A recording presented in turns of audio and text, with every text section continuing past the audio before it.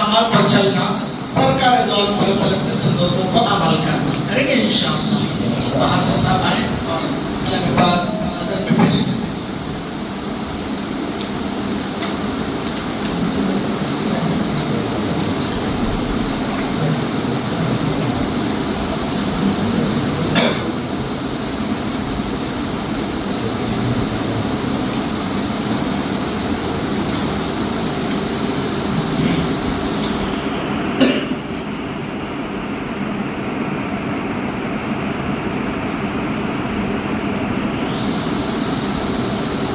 السلام علیکم ورحمۃ اللہ وبرکاتہ۔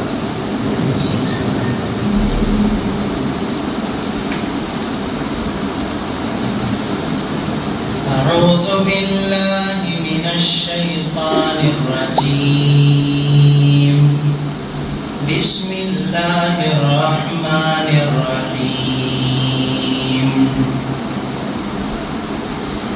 یا آمنوا استعینوا بالصبر والصلاة ان اللہ مع الصابرین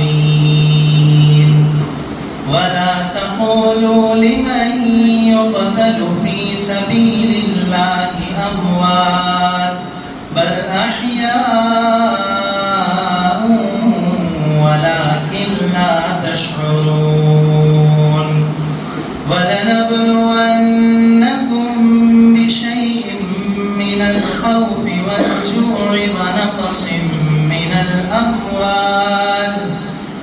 الْأَمْوَالِ وَالْأَنفُسِ وَالثَّمَرَاتِ وَبَشِّرِ الصَّابِرِينَ الَّذِينَ إِذَا أَصَابَتْهُم مُّصِيبَةٌ قالوا إنا لله وإنا إليه راجعون صدق الله العظيم۔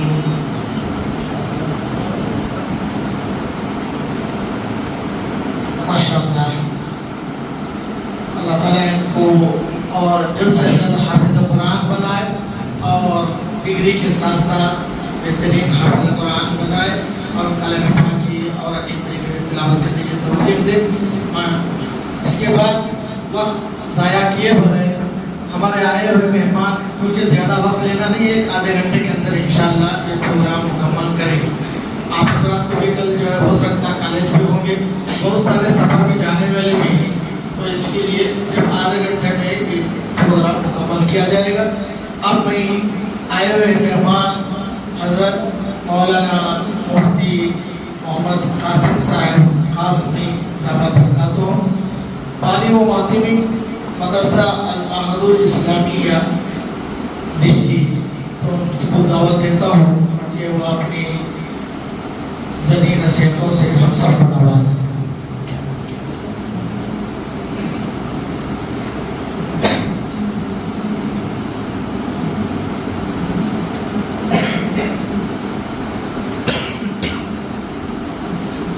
بسم اللہ الرحمن الرحیم،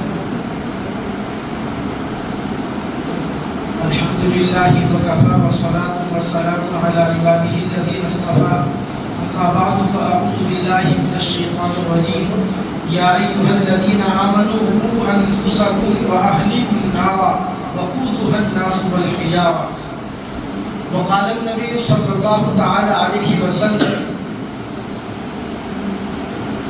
لا يؤمن أحدكم حتى يكون هواه تبعا لما جئت به، او كما قال عليه الصلاة والسلام۔ نہ ہو تعلیم تو یہ زندگی اچھی نہیں لگتی، نہ ہو تعلیم تو یہ زندگی اچھی نہیں لگتی، ہمارے ملک میں ناخواندگی اچھی نہیں لگتی۔ ناخواندگی جہالت ہے، تعلق علم سے رکھنا بلندی کی علامت ہے، تعلق علم سے رکھنا بلندی کی علامت ہے، جہالت سے تمہاری دوستی اچھی نہیں لگتی۔ مجھے بہت خوشی ہوئی یہ سن کر کہ یہاں جو مجمع ہے وہ سب بہت تعلیم یافتہ ہے، یا تو تعلیم یافتہ بن چکا ہے یا بننے کی کوشش جاری ہے. ماشاءاللہ آپ سب وہ ہیں جو یہاں ہاسٹل میں رہتے ہیں اور کچھ نہ کچھ آپ کا بڑا ٹارگیٹ ہے. مجھے UPSC کلیئر کرنا ہے, مجھے نیٹ کوالیفائی کرنا ہے, اور مجھے میڈیکل لائن میں جانا ہے, مجھے انجینئرنگ کرنی ہے. تو میں سمجھتا ہوں کہ آپ لوگ بہت قیمتی سرمایہ ہے اس امت محمدیہ کا. اسی تعلیم کی مناسبت سے میں کچھ باتیں عرض کروں گا. اللہ مجھے صحیح اور سچی باتیں کہنے کی اور ہم سب کو دل پر لے کر عمل کی توفیق نصیب فرمائے. میرے پیارے بھائیوں اور دوستوں اور بزرگوں, ہم جس ملک میں رہتے ہیں آپ سب جانتے ہیں کہ اس ملک کے حالات کیا ہیں. بہت مختصر وقت میں مجھے چونکہ بات پوری بھی کرنی ہے تو اس لیے میں اشاروں میں بھی بات کروں گا.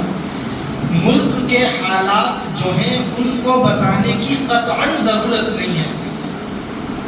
دھرم کے نام پر کیا نہیں ہوتا یہاں پر, اور آپس میں جو بھید بھاؤ ہے اس کے تعلق سے ہم کن کن چیزوں کا آئے دن سڑکوں پر, پارکوں پر, مسجدوں اور مدرسوں کے نام پر مشاہدہ نہیں کرتے, یہ مجھے بتانے کی بالکل ضرورت نہیں ہے. لیکن میں یہ سمجھتا ہوں کہ اس ملک ہندوستان کو مضبوط کرنے کے لیے, بہت ہی اسٹرانگ پوزیشن میں لانے کے لیے, چاہے وہ کسی بھی اعتبار سے کیوں نہ ہو, ضرورت اس بات کی ہے کہ ہم اپنے بچوں کو اعلیٰ درجے کی تعلیم دلوائیں. اور آپ چونکہ خود یہاں تعلیم کے لیے جمع ہیں تو یہ ارادہ کریں کہ ہم اعلیٰ درجے کی ڈگری لینے سے پہلے خاموش نہیں بیٹھیں گے. یعنی یہ جو ایک تعلیم کی سوچ ہماری قوم کی بنی ہے کہ ہم پڑھیں گے, بچوں کو پڑھائیں گے, لیکن ابھی یہ سوچ ہماری ہائی اسکول تک یا زیادہ کہو تو +2 تک رک جاتی ہے, اور ہم اپنے بچوں کو ہائی اسکول کرا کر یا +2 کرا کر یہ سمجھتے ہیں کہ ہم نے اپنے بچوں کا حق ادا کر دیا اور ہم نے اپنے بچوں کو تعلیم دلا دی, اور اس کے بعد میں ہم اپنے بچوں کو یا تو کہیں جاب کے لیے بھیج دیتے ہیں یا کہیں ملازمت کے لیے یا کاروبار کے لیے لگا دیتے ہیں. میرے بزرگوں, اس سے اس زمانے میں موجودہ حالات میں ہندوستان میں کام چلنے والا نہیں ہے.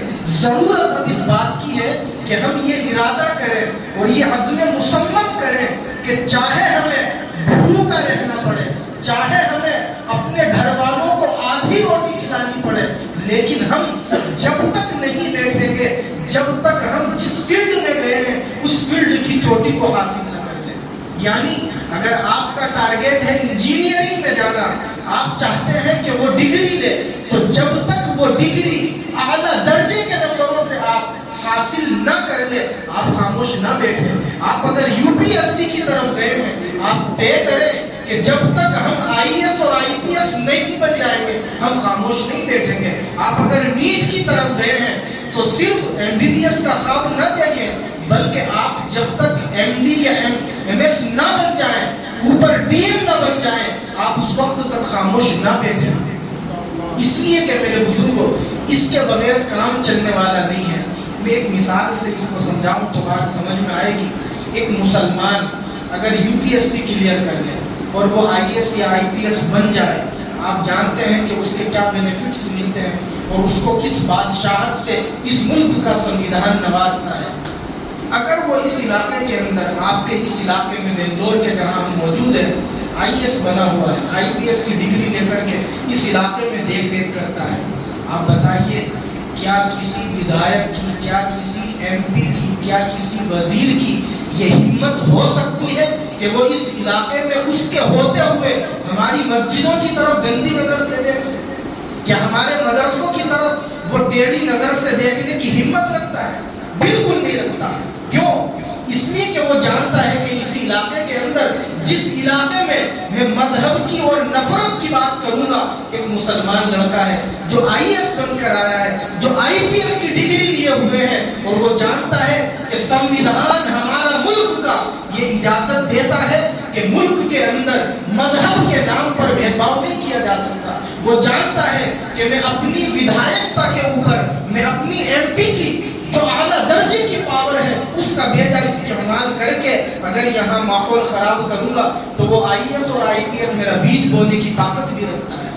یہ آپ کی پاور ہوگی, یہ آپ کی طاقت ہوگی, لیکن کب؟ جب ہم اس ڈگری کو لیں. لیکن اگر ہم صرف +2 کر کے کوئی ملازمت کرنے لگے، کاروبار کرنے لگے، کروڑوں روپیہ اکٹھا کر لے، اونچی اونچی ڈگریاں لے کر کے ہم اعلیٰ درجے کا بزنس کر لیں، بلڈنگیں بنا لیں، وہ ہماری پرسنل کمائی ہے، ہم قوم کو کچھ نہیں دے پائیں گے میرے کو۔ لیکن ہم یہ بھی ارادہ کریں کہ ہم ان اونچی ڈگریوں کے ساتھ ساتھ ہم اپنے ایمان سے 1% بھی سمجھوتا اور کمپرومائز کرنے والے نہ بنیں۔ ایمان کی ہمارے دل میں یہ وقعت اور یہ قیمت ہونی چاہیے کہ چاہے ہماری ڈگری چلی جائے، ہماری جاب چلی جائے، ہماری جان کیوں نہ چلی جائے، لیکن ہم کبھی بھی ایمان سے سمجھوتا اور اسلام سے کمپرومائز نہیں کریں گے۔